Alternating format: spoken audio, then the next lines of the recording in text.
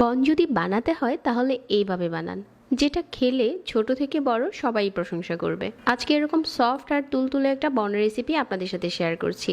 এই ক্রিম বনটা বানানোর জন্য একটা বাটিতে নিয়ে নিলাম একটা ডিম, আর সাথে দিয়ে দিচ্ছি 4 টেবিল চামচ চিনি, স্বাদ মতো লবণ দিয়ে দিলাম। ডিম আর চিনির মিশ্রণটা একটু ভালো করে মিশিয়ে নিচ্ছি যাতে চিনির দানাটা গলে যায়। তারপর এখানে হাফ কাপ দিয়ে দিচ্ছি লিকুইড মিল্ক। আপনি চাইলে এর পরিবর্তে গুঁড়া দুধও দিতে পারবেন। আর দুধটা কিন্তু এখানে কুসুম গরম আছে। 1 টেবিল চামচ দিয়ে দিলাম ইস্ট। ডিমের মিশ্রণের সাথে ইস্টটা একটু নেড়েচেড়ে মিশিয়ে নিয়েছি। তারপর প্রথমে 1 কাপ ময়দা দিয়েছি।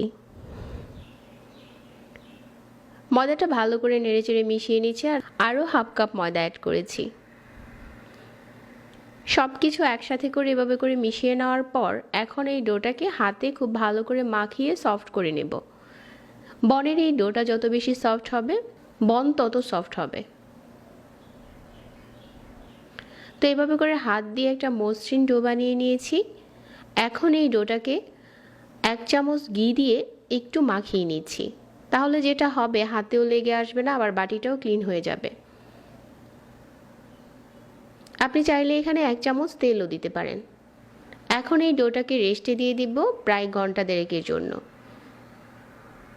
1 থেকে 1.5 ঘন্টা পরই ডোটা ফুলে গেছে। বন বানানোর জন্য আমাদের ডোটা এখন রেডি হয়েছে।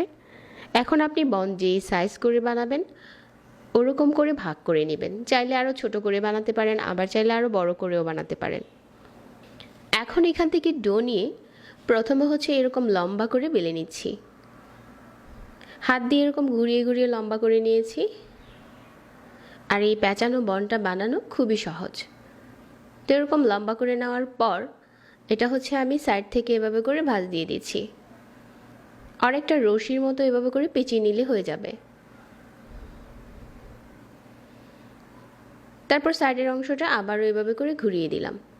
আমাদের একটা প্যাঁচানো বন বানানো হয়ে গেছে। আর আজকে সবগুলো বন আমি এভাবেই বানাবো। এটা দেখতে একটু সুন্দর লাগে।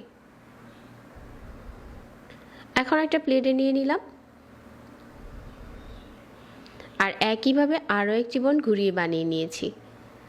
আর এটা যদি আপনি 1 ঘন্টার মতো রেস্টে দিয়ে দেন তাহলে এটা ফুলে ডবল হয়ে যাবে। এটা রেস্টে দেওয়ার পর অনেক বেশি ফুলে গেছে। এখন আগে থেকে একটা পাত্র প্রিহিট করে নিয়ে এই প্লেটটা বসিয়ে দিলাম আর ঢাকনা দিয়ে ঢেকে দিলাম। এখন মিডিয়াম আঁচে এটা বেক করে নিতে হবে। আমাদের বনটা হয়ে গেছে। আর কেউ যদি এই বনটা ইলেকট্রিক ওভেনে করতে চান তাহলে 180তে দিয়ে 20 মিনিটের মতো রেখে দিলেই হয়ে যাবে। উপরে এখন একটু বাটার ব্রাশ করে নিচ্ছি,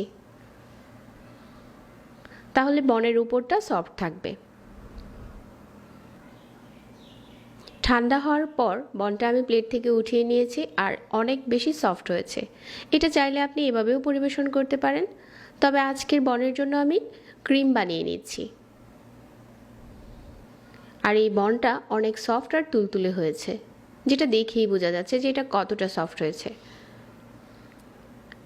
1 কাপ নিয়ে নিচ্ছি ঠান্ডা হুইপ ক্রিম, 1 চা চামচ ভ্যানিলা এসেন্স দিয়ে দিলাম, আর 1 ফুড কাপ পাউডার সুগার।